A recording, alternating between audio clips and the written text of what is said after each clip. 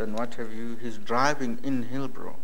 And I nearly caused an accident because the umbrella, as we are turning, Hillbrow slopes. The umbrella slid across in the front and went underneath the pedals. So when he needed to brake, he couldn't because... And that's one day that I remember real terror, because it nearly messed up a lot of people, right? And it was his response to say, it's okay, when he had stopped, take the umbrella, just hold it in your hand. Umbrellas are very special to me. Yeah. There's a book coming called Umbrella, right? Yeah. Right. Yeah. I'm coming to the audience. I can feel the burn from this. I feel the burn. Wait. Okay, final thing, Ntate Pinar, because I want to interrogate where you're writing from. As Africans, obviously the burning thing would be oppression and struggle. So where are you writing from?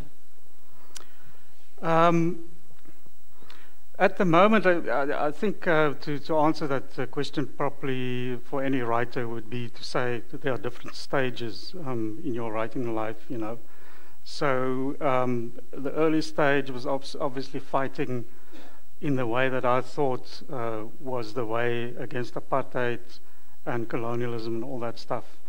And then I went through a stage of exploring the rest of Africa, and I got very riled up about African dictators and so on, and it led to a lot of misunderstandings, because the white guy talking about black dictators, gets taken in the wrong way often. And at the moment, I'm looking a little back into my past. My next novel that is coming out is about my years as a conscript in the South African army, and the damage that it caused me, and so I'm trying to get to terms with that by creating these characters. So part of my experiences are put into this novel. I was part of a secret operation in the Rhodesian, in the Zambezi Valley, in the then Rhodesia. And so I'm writing about this, and I turned this into a kind of an espionage novel. And the title is Die Generaal, the General, and that is coming out in October. So that is what I'm seized with at the moment, and what will come next, I don't know. So are you saying that whereas before you used your writing for others, yeah, now it's gone more introspective, and you're now using it as a healing tool? Yes, that's where you are now. Yeah, very much a healing tool, but still also for other people. It's meant especially for people who are in my position too. Many conscripts didn't like going to the army. They didn't like the whole experience, even though they were not anti-apartheid. It also caused them damage. So it's meant for these people. And the feedback that I've got so far from the few people who've read the manuscript makes me think that perhaps, it's important I'm work. getting, yeah, I think that's why I was asking about your role, yeah, as a writer now in this age, and how you can impact, yeah, the publishing and writing world, and what you can impart. Yeah, right. I think that the basic thing about writing is that you always use your own experience, because that is the only thing that you can really write about. But at the same time, you write for other people, so you are writing about those experiences that are shareable with other people. If they're not shareable, then maybe you won't get published. The publisher will turn you down or so. That's a whole different story. But it's important that, like Nick's work, so people in Soweto, you can identify exactly with it, yeah. So that is an essential part of the whole writing thing, that other people must also plug into the thing. Okay, audience. Wow, I don't know if, because the boss, I don't know if I'll get my paycheck if I put somebody else before the boss, you know? Should the boss speak first? Khatishang, I think I'll start with Khatishang. No, you're not the boss. I'm going to let the boss. The boss is right there. No. It was in relation to. Oh, hi. Tobela, I wanted to ask in relation to what he said that writing is a prophetic thing. You asked that question, I think, right? Yes, And then he agreed in that it is a prophetic thing. And I was in a small discussion earlier about that, and then we kind of asked about Bonang's book.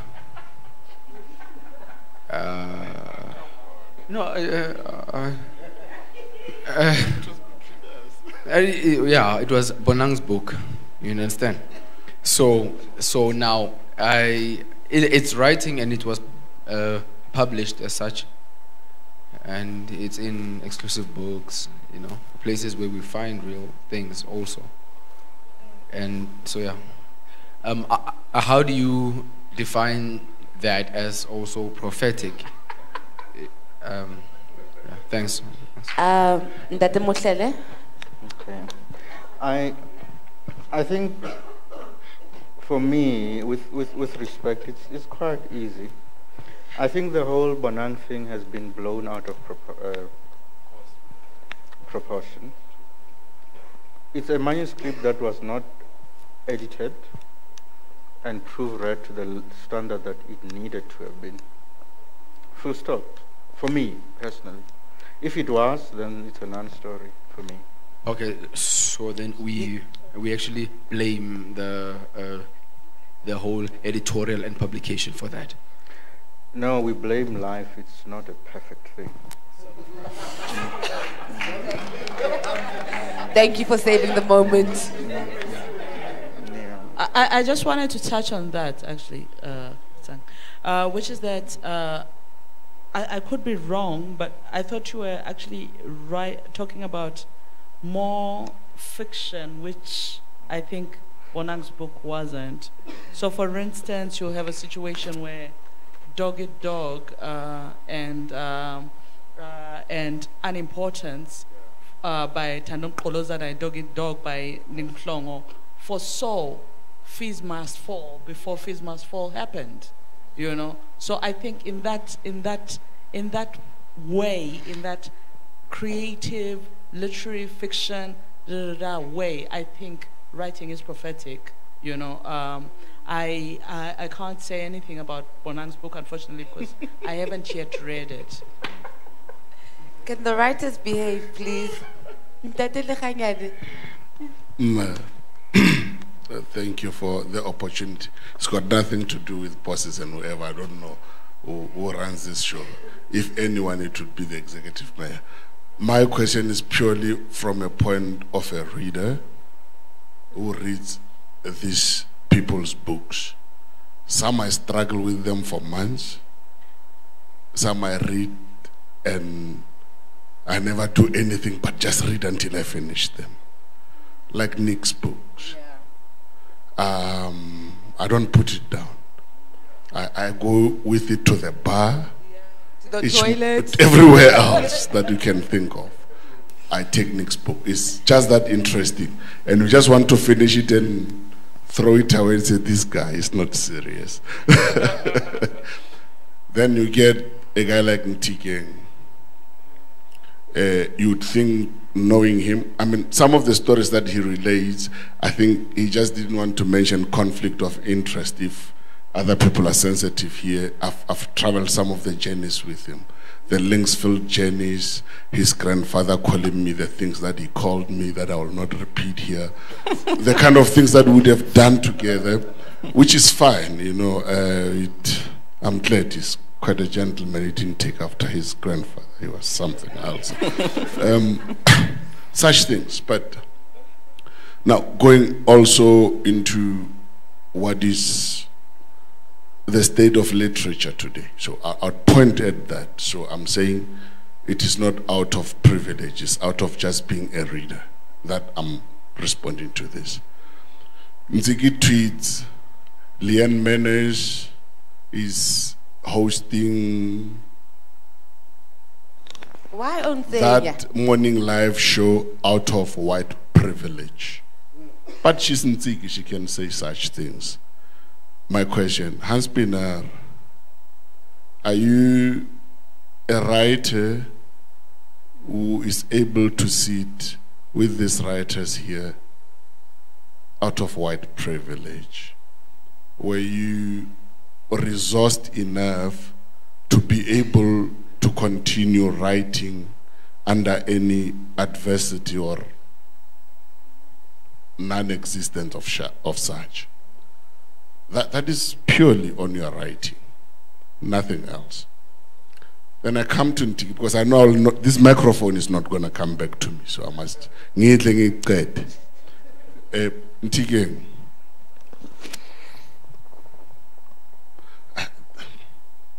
Zukiswa said once when we were sharing some good wine together somewhere with Nick earlier this year that people should stop getting radio heads and that to interview writers because they've got very stupid questions to ask writers. That's why I got you Ntiki here as a writer, as a poet, to talk to writers. We're hoping you'll talk about something clever other than what radio presenters would do. She says they've got absolutely nonsense to ask us. Rebecca, you are amazing. She says they've got absolutely nonsense to ask us, but I'm glad you are all writers there. Purely from having read all your books under duress because I'm your brother, I have to read them. But I'm also a fan of yours, you would know that. From the first book up to the last book, I could not get it. I know who you are and I would want to distance you from the books to the level that I could. It was only in Michael K. that I sort of got a term that would very much define your characters throughout, from Send of Bliss right up to Michael K. Error in existential arithmetic. That's all I want you to talk about, because all your characters seem to be claustrophobic, seem to be survivalists, seem to be sensing things at the level that no one senses them. If they are having sex, they talk about the very waters that pass when people are having sex, the sweetness of that or the sourness of such waters. They sound very claustrophobic, all of them. They sound very, they need to explain themselves or not to the people. You summarize it in Michael K. by calling it an error in existential arithmetic. I want you to expand on that because it pretty much summarizes it for me. I could be wrong. Is it deliberate that you are existentially erring in this arithmetic? Thank you, sir. Okay. Well, thanks for that. Let me take a step back and say that writers do not work in a vacuum by any way, shape, or form, right? There are literary canons across the globe, whether it's Francophone, Lusophone, African writers in indigenous languages, including in oral literatures, for instance. And I think that every book has got its architecture.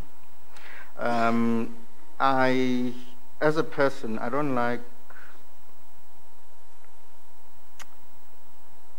things that don't last. I think that's the simplest way that I can put it. I wouldn't want to write a book that if I died tomorrow, it would be dead as well, right? So I try to think through the issues based on the understanding that it's not some isolated vain trip on my part. I am a contributor to an ocean of artistic practice called literature, right? I see my work in the light of the work that Mr. Pienaar is doing his own work. I haven't read his work yet, right? I look forward to doing so.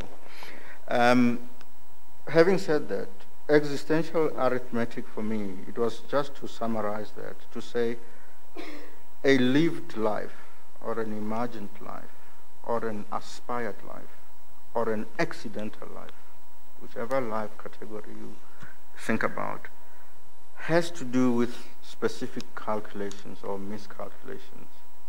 And that is why you think that there is a symmetry or a narrative through line through my character creations. From where I'm sitting, none of those people are the same in any way. And as for the depth, which I attempt to go into themes, I don't think it's anything to write about anyway. I just try to do my job as best as I can as a writer, and using tools at my disposal, tools of language and tools of the senses, right? And the final answer is this. I think that being a writer is a beautiful thing. But it's the only, one of the only few professions in the world where you have to explain your work to people. And it's not a bad thing, necessarily. Sometimes you have the answers. Sometimes the artwork is greater than any answers that you can ever give. That even you as the creator feel inadequate trying to explain that. And I don't think there's anything wrong with it, particularly. So there are things that I've created and I've not explained away because I would feel that I'll just, spoil it. If you have a surgeon, for instance, I've had the wonderful fortune of having gallstones, right? So I was operated on. I think the surgeon would have been quite peeved if I said, bring your tools, let me see. Which one did you use to cut first? And when you drain this blood, how do you know you're not, what is your process in making sure that the stones are out? When you stitch, what are the accidents that you look for? I don't think you'd have time for that. But unfortunately, that's medical practice, and this is art. So, hey, go figure. Hans? Melosi, can you just repeat what exactly you want from... Nzikimazwai tweets, as she normally does, that Leon Menes sitting on prime slot, you are sabotaging me, Neil. Sitting on prime spot, morning live, she sits there out of white privilege. Mm-hmm. I don't want to decode what white privilege is. Would you say that you are writing and you remain writing because they were talking about the struggles of writing and what have you. You expressed none of that. So I take it you're okay. Are you okay because of white privilege or you are just that talented? I don't know if I'm putting it well. And it's possibly unfair, but don't look it as you. If you are able to speak for others, feel free to do that. I had Harry Kalma here a few years before you, who went through the same process that you went of GS and what have you. He said, I'm a white man who has produced so much volume of work that I cannot dream of any black person producing, only because they would not have the resources that I've had to produce what I've produced. I have been made what I am. I was sustained. I didn't have to look for sustenance. Are you enjoying that white privilege? if it is white privilege? Yeah, no, well, the answer to that is yes, you know. It's, and I could just really stop there. It is true. But, you know, it doesn't mean that I should stop doing it. But that's also a different conversation. I was speaking to a gentleman, maybe he's sitting here in the audience, about him saying that, and he sounded to me like he wasn't really a literary person, but he landed at a festival, yeah. And he got interested, and he said there is so much information that is going to waste among black people because it's not recorded. And that is very true, you know. And that is why I think it's so very important to resolve this language issue thing, you know, because so much of that information is captured in the indigenous languages or the African languages or whatever you want to call them, you know. We really have to get to that. Because just sitting with you guys here, you know, I'm amazed by the many sources of creativity and new ideas and new things that keep bubbling up, you know. And maybe I am an outsider looking in, you know, and maybe it's because I'm an outsider I see these things. Maybe you don't notice them so much, you know, but I think there is a lot of work to be done to create the infrastructure and the systems and so on to get the indigenous knowledge out there to be shared by people. And it has a lot to do with white privilege and the whole privilege thing. I don't really like the concept because it doesn't really work. But also, you know, if you talk about white privilege, you should also talk about black privilege, you know. There's a lot of black privilege going on. But we should throw all that out of the window, you know. It's good that there is black privilege. It's good that there are black writers who have rich parents, who can go to university in comfort and have time to start getting creative and so on, you know. So I think there are a lot of good things happening, and this is part of it. I go to book launches of black writers, and I see a buzz and a vibrancy that you don't get at white book launches, you know. White book launches can be the most boring stuff on earth, you know. It's not the same with black writers. Over to you. Please don't be scared to work as a guys. We are go Polokwane. Thank you very much,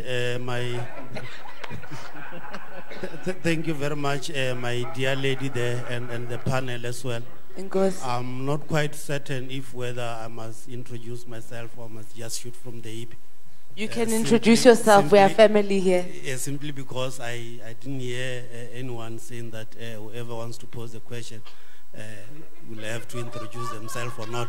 However, we are family here. Be yourself. All right, sure. Thank you. My name is Emmanuel Quinda.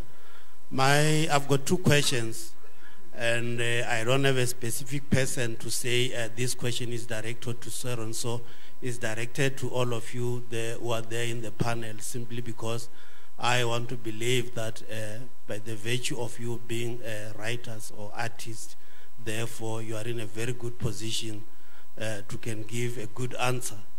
The first question is in regard with the industry itself, the writing industry, especially the book writing one, because we often hear stories about writers living this world in a manner that one cannot be proud.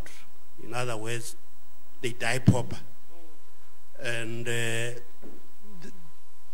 we hearing with the industry worth so much. So I want to hear from you, to what an extent does this industry worth? How much does the industry itself worth? Number two, South Africa, I mean, we all know that South Africa we are a nation of people who don't like to read, especially us. We read Facebook. Especially us, the so-called black people, which is the reason why there's this saying to say that if you want to hide something for a black person, put it inside a book. What is it that you guys as writers, beside writing books, what is it that you're doing as well to make sure that you encourage our fellow black people to make it a serious thing to read books? Thank you. Right. Okay. So regarding the industry, I think I'm going to answer those two questions together. Yes. Which is that one of the things about people not reading, I think respectfully, it's utter rubbish. Yeah. People do read a lot. The fact that, what you call it, Media 24's Daily Sun, and I mentioned this earlier, is in business, and they sell like 2 million copies every day, means that people are reading, because the market they're targeting is our markets. They talk about gay tokoloshi, rape me, whatever. Those are the titles, you know. But you know, whatever. So there is that. So people do read. But in addition, even I can give you an example. Nick calls it traveling literature, which is that I have had a situation where I went. My grandmother stays in Orlando West Extension, about 2 streets parallel to Vilakazi, and when the Madams first came out in 2006, everybody in that street had read the Madams. Everybody was like, Mazooks, hey, this is Banbani, yeah, hey, is this me? You know, type of thing, right? What happened is the one book had traveled through the street. So what we probably need to do differently is buy books. But we don't just need to buy books. We need to buy music, you know, so that we don't just like, you know, like I have seen people like, can I get a PDF? No. Listen. A lot of books cost less than 4 6-packs, you know. A lot of CDs cost less than 2 6-packs. A lot of like movies, you know, you can go to the movie and support a local movie for, you know, you can go to the theater, a whole bunch of things. The question is, you need to ask yourself, I get into a space where I'm like, okay, I don't want you to support South African art blindly. I want you to support it because it's good. But you're never going to know it's good if you don't actually try to experience it. So let's try from there. Let's start from there. When was the last time you bought South African literature, Budi? By any of the contemporaries in the last maybe 3 years? That were published in the last 3 years?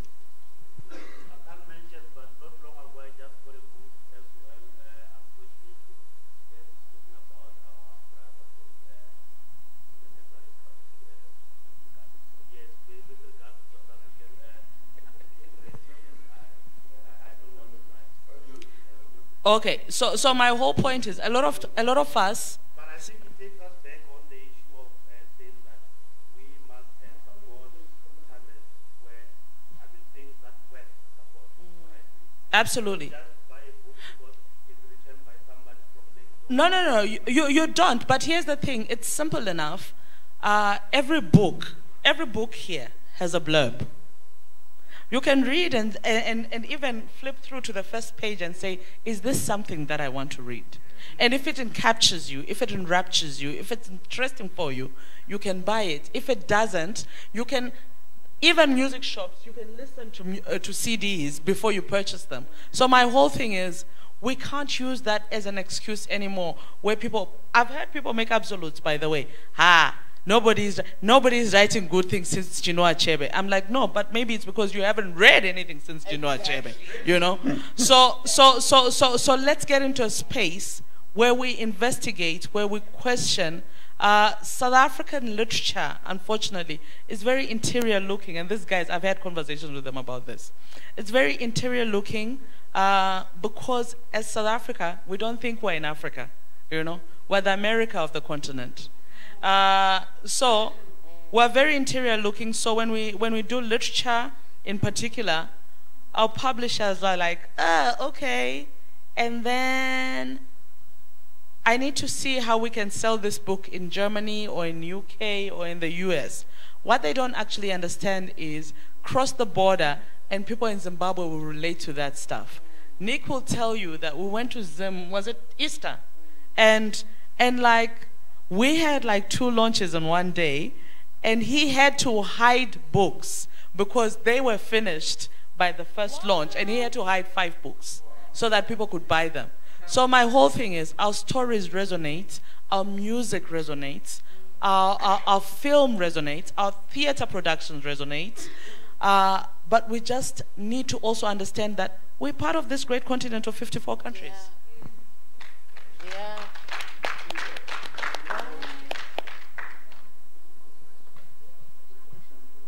Oh, there? Just. Yeah. Oh, Mama. Yeah. Thank you. Thank you. It's on. Hello. Thank you. Greetings.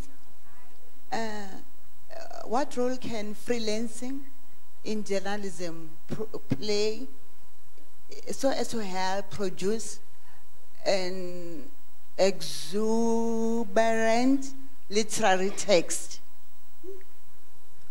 Thank you.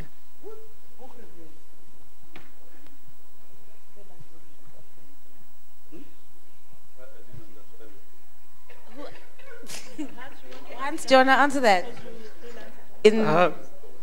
Okay, if I understand the question correctly, you're asking about freelancing. So when you talk about freelancing in the writing business, you're talking about publishing your own books. Is that what you mean?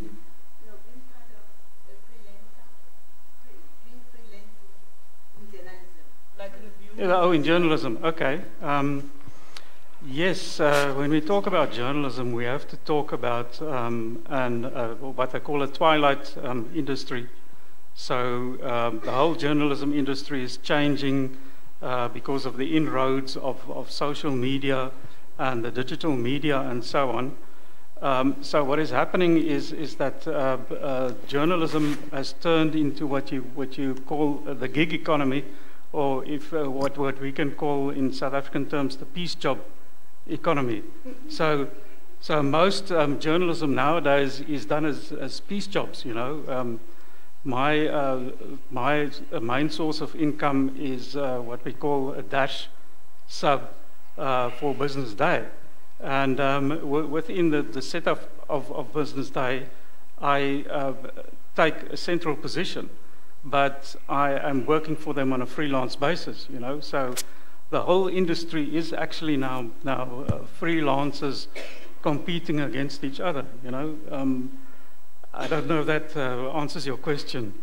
Actually, I'm more interested in the literary text, sort of born out of this freelancing directed toward journalism, the end product. Okay. So you're asking whether if you do freelance journalism, it will help you to produce literary work in the end? Yes, what are alternative possibilities, alternative avenues? Are they for freelancers? Not many. I don't know if you guys can answer that question. As it's not many, you know. So as a follow-up, do you mean that all these graduates who have just graduated recently in different institutions regarding journalism, you sort of water down the drain? Should we take it that way? Ucho jwang mama, or can they? Are you asking Hori, how can you use your writing as a journalist to make a living, Kappa? How can journalism as a career help find something good for somebody who had just done it at university level or college level? Is there any hope for journalists? Yeah, you see, that's what I meant with when I talked in the beginning about the twilight industry. So this is an industry that is going into the final hours of the day. You know, journalism is changing so much. You know, so I'm sad to say that maybe for many people it will be water down the drain. You know, in that sense, in that you won't get a job immediately, but the most journalism courses that I know of in South Africa are very good, you know, at the different universities, and they do teach you skills that you can use for whatever is coming in the place of journalism. We don't know yet how exactly it is going to work, but something will take the place of journalism, and you will be able to use those skills. And it's also a question of you have to start to think creatively, you know. You have to think, you have to produce your own forms, especially in a developing country like South Africa, where the field is open for new ways that you can create yourself.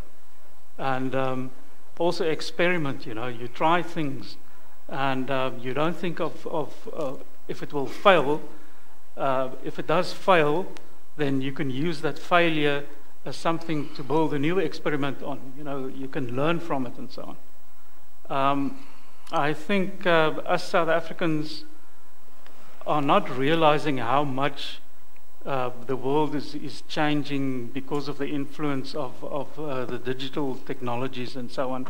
And we also don't realize that we do have the skills, we do have the creativity to create new forms and deal with this thing. Okay, I'm going to take last round of questions, and then final comment from the panel, and then it's dinner time. All right, wait, I'll come back to you because we've heard your voice. Okay, Kimo. Okay, good evening. My name is Amo, and I'd just like to say I really liked Zukisa's previous answer to the question, and it kind of prompted what I want to ask. Yes, I first want to acknowledge that maybe I am also part of the problem that she speaks about, because I love literature and I read a lot, but what I'm reading is, specifically African literature, but the people who I'm reading are your Novalet, Bulawayo, Titi, Dangaremba, Chimamanda, and everybody else except everyone who is in South Africa. And so I want to ask about this because, like I said, I love African literature and everything, but when I look at my circles of influence and, you know, my social media and everything, all the books that I read are books that are shoved my way, you know, through conversations with the people around me, through Twitter, Facebook, and everything.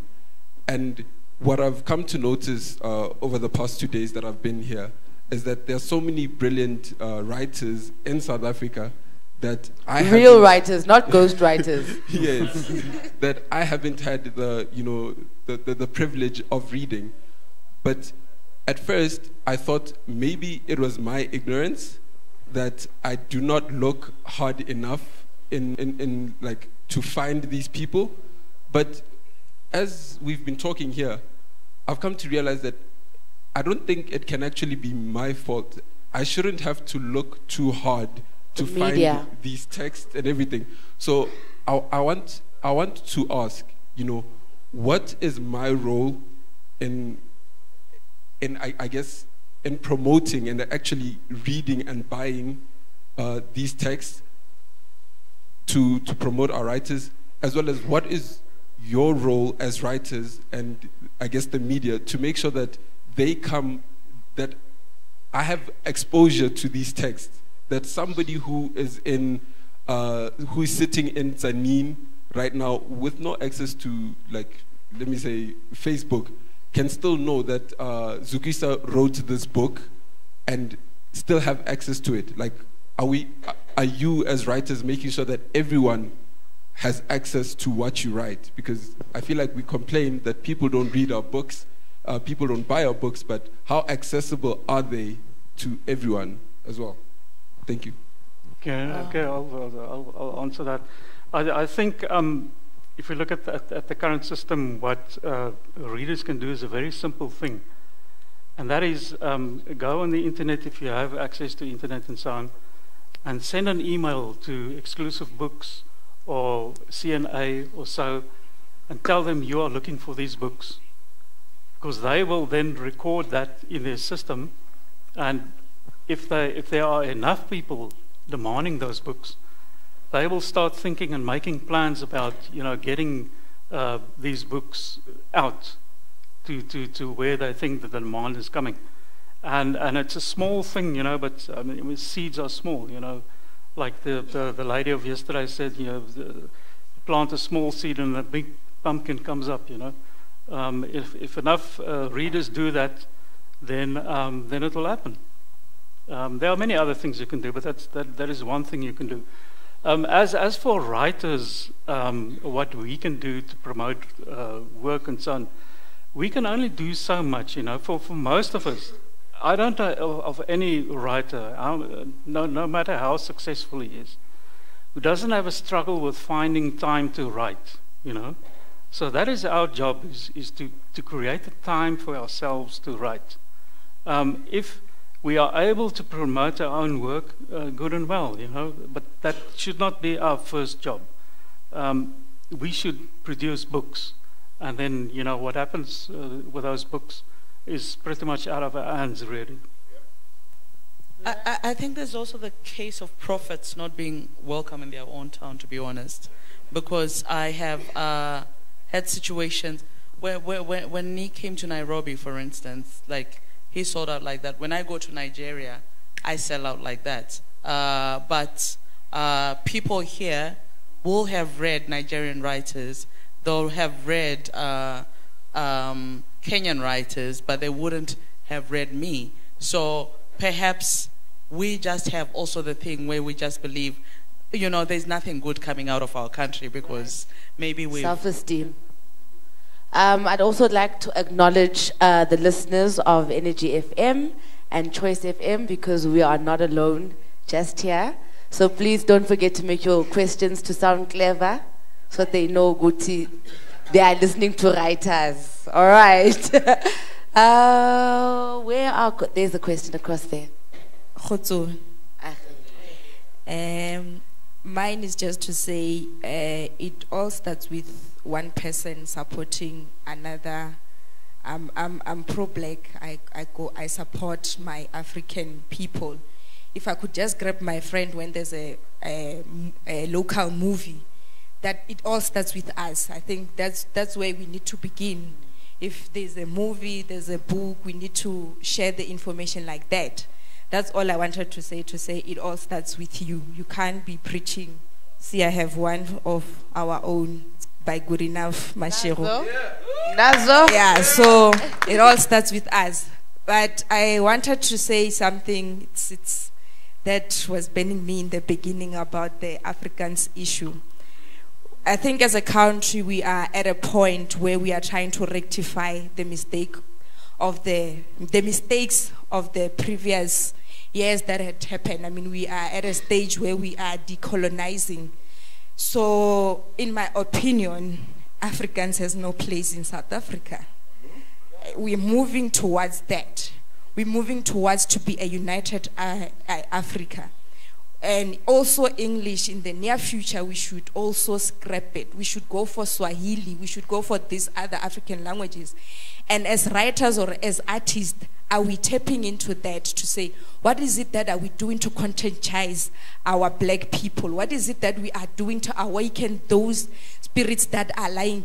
Because if we, yes, I understand that because we've been taught in English, we've been taught in Afrikaans, we express ourselves better when we speak in this English. But what are we doing to the generation that is coming?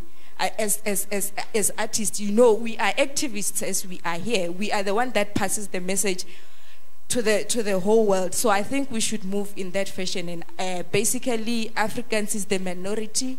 We should scrap it out. Even English in moving forward.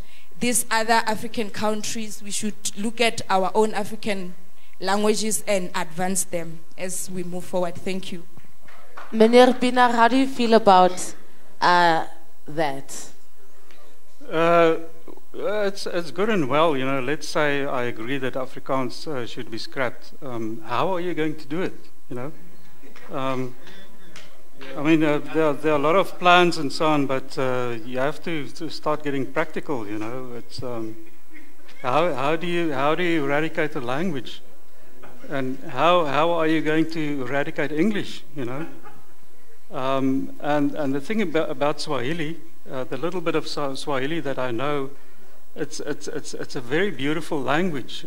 All languages are beautiful, but there are certain things about Swahili that is very attractive. But if you know the background of Swahili, you can also argue that it's not an African language, you know. It is made up of Arab influences and African influences. You also get 3 different kinds of Swahili. So which kind, you know, are you going to make the language of Africa? So there are all sorts of practical issues that you have to deal with. And, you know, to repeat myself, like I said in the beginning, my prescription for Afrikaans is that Afrikaans was created by black people. It's a black language. It's not spoken anywhere else but on the African continent. It belongs here. You know, it was hijacked by white people and used to empower themselves. So let's allow those black people who speak Afrikaans to hijack it back, you know, make it their own again. The best way to do that is to give it the strength of a university which gets the instruction, you are going to decolonize Afrikaans and make it an African language again. And if you start talking about decolonization, you know, if you look at the history of Afrikaans, there was a lot of decolonization that was happening in Afrikaans, and Afrikaans was in many respects the first language that started decolonizing, you know, because the Afrikaners and the Boers and so on fought the British. And this whole thing of being other than British and so on was a big thing that led to the atrocities of the Boer War. You know, you can't just wipe that stuff under the carpet. To counter that, I once heard a young person say that if we had to make Swahili compulsory from this year in schools, in the next 12 years, we would have the first generations of Africans who could speak amongst each other without using the colonizers' language. Questions? Okay. Hey, it's burning. All right. It's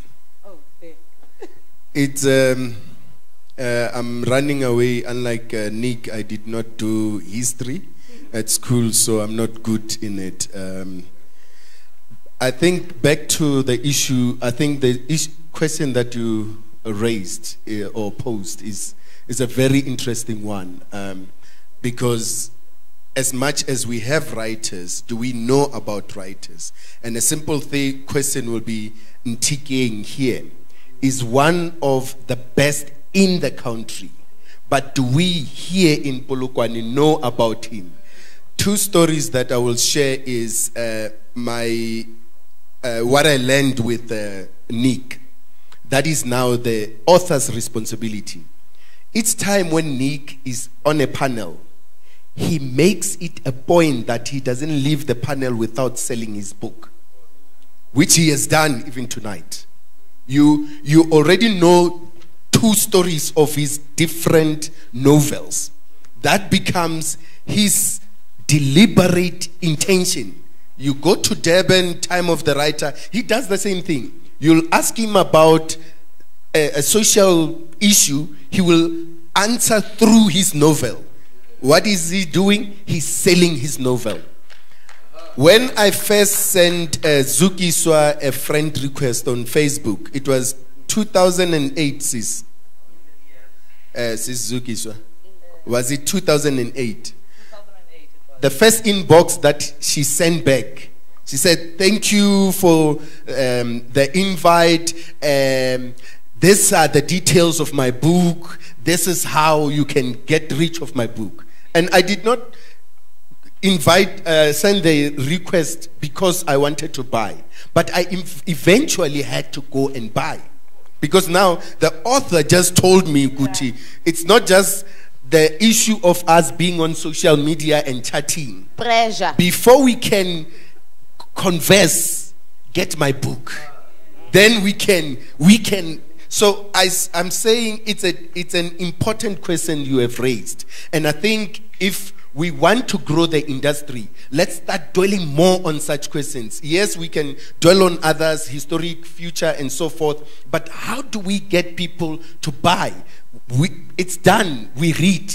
My mother will have 5 Bibles here. That is how she learned many other languages, Zulu, Venda, and so forth. She reads, and she will quote verses from the first to the end. It's just a matter of what kind of literature are we reading? What kind of newspapers are we reading? So I don't think we should be dwelling on those old questions which were imposed, and it's so clear that even when the colonizer is gone, the questions are still echoing in our minds that we waste this kind of platforms on such. So I think let's dwell on those questions. They are important.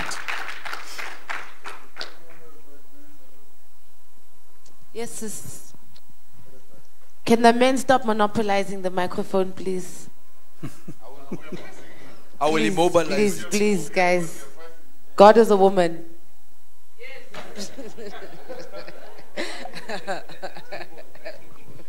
Dumelang.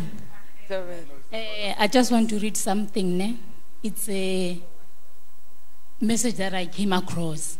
So I'll use it as a thank you to all the writers. In 2012, I started a reading group with a number of high school learners in my village. We did not have so many books, so we supplemented them with newspaper and magazine articles. The learners came from schools which do not have libraries and homes that do not have storybooks. I remember drumming this into their ears. See yourself buying a book one day. Fast forward to 2017. Tebaju, who was part of that group, comes to me with a brimming face and says, I saved and bought myself a book for the first time. I don't have ways to describe the joy I saw on her face when she showed me the book.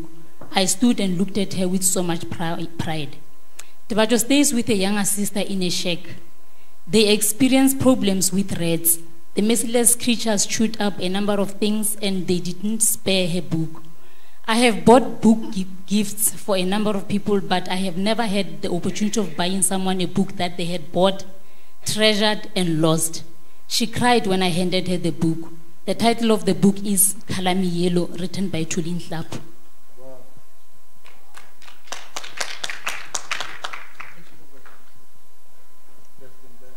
Okay, over there, Ngela, can we keep our comments and questions brief because we are definitely out of time, and we need to release our writers so they can go drink. Hey, Yaka, there in the corner there, it's fine. Okay, Mr. Lechanya. Did they get the microphone? Oh, but I just wanted to correct something. Yes. Because you see, decisions that are made here become our decisions. Hans said Afrikaans is an African language that we need to claim back. Nix. Never. That is not our language. Tsotsitaal is our language. We can embrace it along the cracks.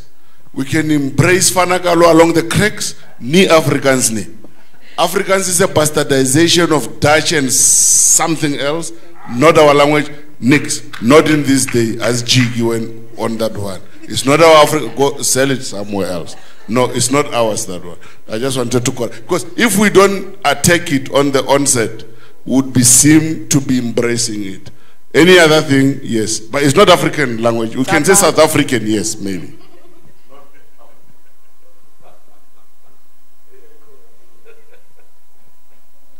Yes, in the corner there, that side. Because we've been monopolizing the side. Khotso. Ke gopela go lebisha putsisho ya ka go se sizukiswa le niki ka mo ba ka no ntlhasela ba ka rotlwe wena le rena nga no swa re butsisha ke nya go kusha batho ba re ke a le tseba ka gore le mo re be re le one le mpeile mo gare ka ba ka kwa e ka re ke nna motho ka ba ka lebala gore who are the celebrities ya banna ke I stole the show. So thank you, Polokwane Literary Fair, for bringing these writers to our shores, although we all in South African shores, eh? I want to ask this question because I realize, Nick, you have interest in languages, and also you studied from a school where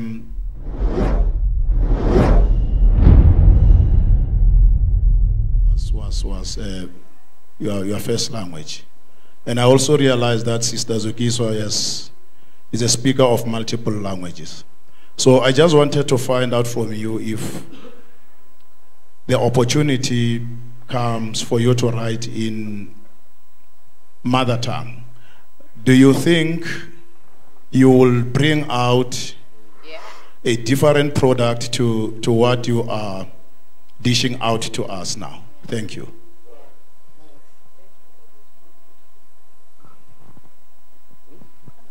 I think you can take that. Yeah, Kovel. Oh, okay. I haven't been speaking for quite some time. Let me just start by saying this. Always I have to start by saying something. Okay, I've got 5 books, people. I've got 5 books. They are out there outside. They are 250 each. And I'm available to sign them for free. So I'll just wait outside. So also to the brother who's mentioned that, how do we know the authors? Today we have got the opportunity, and as President Zuma said, opportunity to have somebody to sign your book. You have got 250 on you then, eh? Okay, cool. So your first book will be Soweto Under the Apricot Tree. I'm going to sign it for you so that you can tell others and others else. Let me talk about going back to the issue of language. I come from Soweto, as I told you. I grew up in Shawelo. I speak half of each and every language. No? My mother is Shangaan. I speak Shangaan. When I went to school at some point, I spoke Spedi, and then I did Zulu. So I did all these languages, simply because of the convenience of the place that I'm born. So when we moved to Orlando West, the convenience about the place where I'm born, I'm telling you about this. In Soweto, it's like this. We're partitioned according to ethnic communities. Sometimes, even if you are a Shangaan speaker, your school is not here. You have to go somewhere, go Mankweng, to go and get your language. Sometimes parents don't have money to send you there. They rather send you to a vendor school, which is nearby. So you have to learn the language. And then by learning the language, I'm saying that it's not new to you, because your neighbor is Mutswana. The other neighbor is Xhosa. So the language becomes diluted to me. So when you're speaking about mother tongue, it becomes difficult for me to say, okay, which language do I choose out of these many languages that are here? Because I'll turn an interesting point, an interesting thing. I think that's every time people think I'm invited to different festivals, but this one that Dr. David Mahlamela used to be a director of, what is it? Time of the Writer. Sometimes they invite me because they think, oh, this my Zulu person. And we're going to, they ignore everybody. They put me on Ukhozi FM, thinking that I'm going to speak this beautiful isiZulu language. It's not part of me. I don't come from that particular community. I come from a community where different languages are spoken. And then recently, my launch of this book was on TV. Some of you might have seen, because there's Salalari Shaka, which is very excited that the Shangani person is coming to speak, you know, in my language. And then they sent my friend Bonandi Bila's niece. What's your name, by the way? The musician, Shoma Joes. So they sent Shoma Joes to come and speak to me in Shanga, in Tsonga. Only to find that she's disappointed because they asked me, what is literature? Because I have to think in many languages. What is literature in Changan? And I'm thinking, what is literature in Tsonga? I don't know it, you know, because of the environment. Sometimes language has to come with environment, you know. People are lucky to be in an environment where you belong to, where your language is spoken every day. With me, I go home, my partner is Mutswana, you know, and then she'll be speaking Setswana. My kids will speaking isiZulu and Shangan. And then because I'm trying to make them learn, because that's where my mother comes from. My mother comes from Guyana, you know. That's where we are from. Originally, my mother comes from. But I cannot speak it in the way. So I'm isolated in each and every, you know, each and every platform of the language. So when you say mother tongue to me, I'm saying, let me rather choose Tsotsital. So if you say to me, I have to write in mother tongue, do you mean in Tsotsital? Do you mean in Sepedi that I did for 2 years? Do you mean in Zulu that I did for 5 years? Do you mean in Xitsonga, which I did for 2 years? What is the language? What is mother tongue? So it's difficult. So my point is, let's not impose on writers what language you have to write in. Let the writers write in the language that they are comfortable about. So I'm writing in Zunglish. Please forgive me for that. It's my language, and I embrace it. If you want to follow my lead, come. We'll speak Zunglish. Yeah. Yeah. I think just to add on to what Nick has just said, you know, it's only in literature as an art form that people dictate what the artists should create in. Nobody tells a visual artist what colors to paint in. Nobody tells a musician what language to sing in, but always, constantly, in literature. My whole thing is, we've got, in Limpopo, we've got Turfloop, right? We've got Univen, we've got a whole whatever. As far as I'm concerned, the job of a writer is to create in whatever language they want to. And then what we should then be asking is, you know, before somebody can get a master's degree in Chivenda, for instance, they must have translated one book from Chivenda to English and one book from English to Chivenda. That's how you preserve language, as far as I'm concerned. Don't impose on artists on what language to create in. It's too much, you know. Let them do the very best thing that they can do, which is to create, which is to make art, which is what we're supposed to do. That said, I am actually doing a little project with translations. I have started a publishing house, as some of you may know, and one of the things that I'm doing, my first, very first project is I am doing a children's book, and it's coming in English, but because this was so very important to me, at the same time, there's always also going to be an Xhosa translation, a Shona translation, and a Kiswahili translation. So that should be out in December. And if any of you know any blessers, Babu Wasipedi or Chivenda or Shitonga, and they want that book to be translated in those languages, as opposed to us whining and mourning about it, please tell them to hit me up and they pay for that translation and we'll get it done. Yeah, just one thing. I mean, we cannot be beaten by, people from Europe. You know, immediately they see a book. Okay, I'll talk from my point of view. My point of view is that my books, for instance, have been translated into German, has been translated into Spanish, into Italian, into French, into Dutch, into Flemish, into different languages. They are read at the University of, New York University, Massachusetts, in Germany, everywhere. Why not here at home? I'm not proud when something is not done by here at home. Because here people are waiting for someone else will translate. Why don't you do it yourself? Why do you have to ask a question, who is going to translate?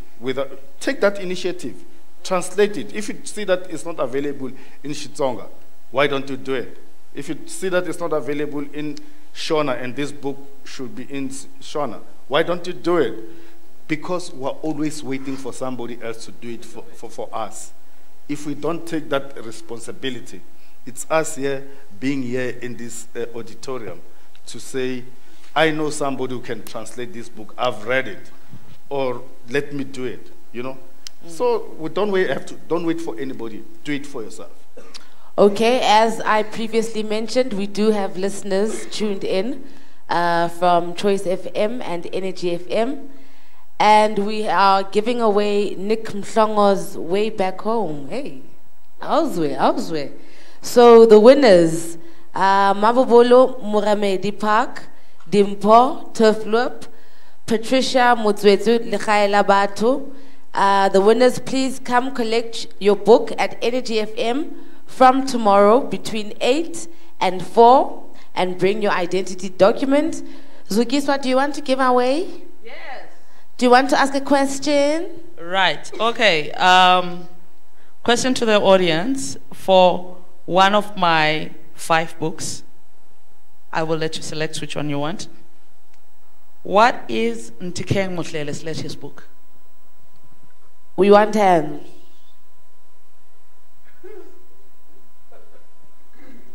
How? Thank you, ma'am. You win. There we go. We have a winner. I'm going to have final comments from the panel now because I see some people are falling asleep. I won't mention names. But Tate Pinar, let me start this side and then any final thoughts, comments, anything you need to get off your chest? I'm sure there is.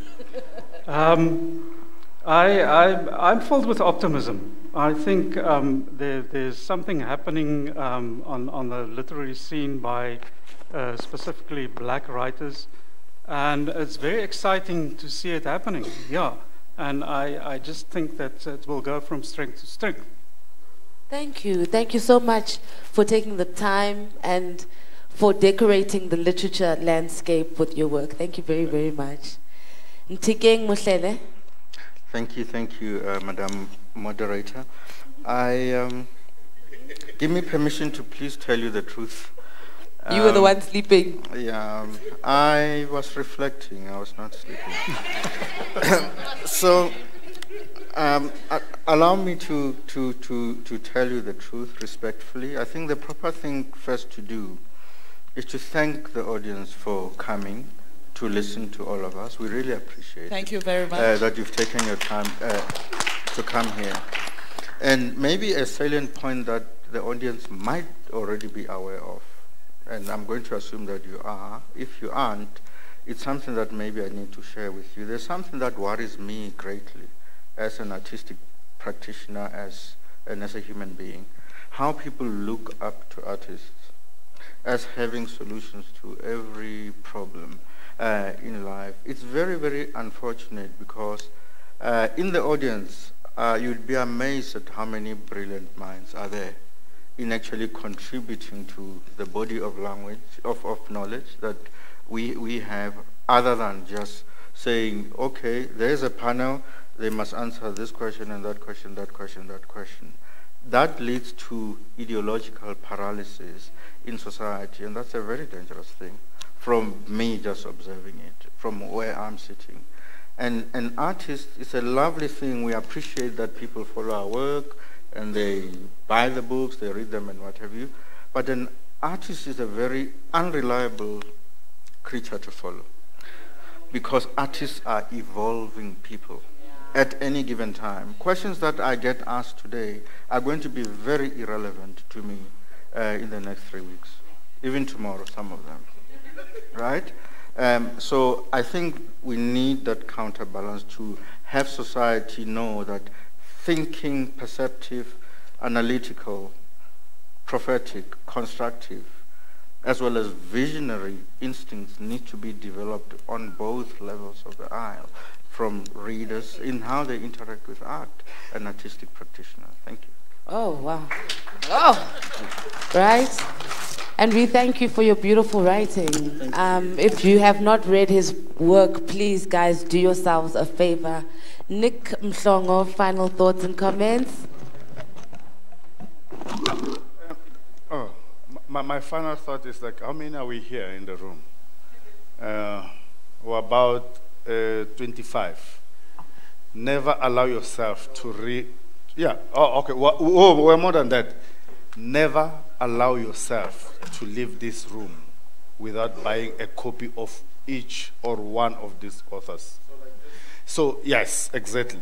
So what happens is that even if you bought it, buy it for the person next door.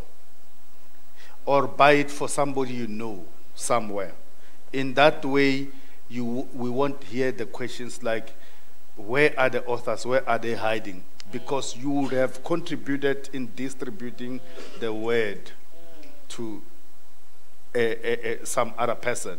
And then another thing, I find it so very much disturbing that, more especially in this province, which is rich of artistic people, that, well, there's no special book club. No, very few. And then yeah. So I'm here encouraging you to form as many as you can, because Joburg is overtaking you. I'm from Joburg. There are as many as I know. Yeah, more than 100,000. Thank you so much, Nick Mhlongo, for your voice. I'm joking about 100,000, but more than 50 book clubs that I know. But the most important thing is that form book clubs, help people to form book clubs so that they can be able to read and know your artists here. People should know about Bonani Bila over there. People should know about Tiking Muhlele. They should know that David Omaslamela. They should know about Tabiso, who's a publisher. Actually, Tabiso... yeah, very known publisher in Joburg. We are claiming her, but she's yours. So if you don't do that, should be ours. But please buy books. As we come out of here, the books are available. There's a table over there. Buy it for your friend at home. Yeah. Buy it for your aunt. Read it for your children. In that I way, told you writers love to talk. Good. Thank you so much, Nick. Nick has got such funny books. If you enjoy your comedy, incredible voice, and then the rose amongst all of this. Yeah, I was gonna say with these few words, and then I realized that every time we say that, we have a 30-minute conversation. But yeah, all I was gonna say is I just wanted to do a short response to Ntikeng. In which he said that artists don't have questions. I have questions to everything that in each and every one of my books, so buy them. Thank you. Thank you so much, Zukiswa, for your powerful voice, for leading the women, and please set the bar even higher so that we can follow. Thank you, Polokwane, for taking the time. Oh, wait, sorry, I have one very quick thing. Sorry, guys. Guys, sorry about this. I am curating something called, I'm curating something called Afro Young Adults. You can find it on Twitter at Afro Young Adults. And essentially, if you want to write for young adults, please enter a short story. It's a competition all over the continent. Your story will be translated into French and Kiswahili. Deadline is November 30. So if you think you can write for kids, please submit. Beautiful. So thank you very much, Polokwane, for your patience, for your grace, for embracing these beautiful writers. You can have conversations with them after this, but the rest of us want to eat. Thank you so much for coming through. My name is Nontigelelo Mazwai. It's been a pleasure being your host.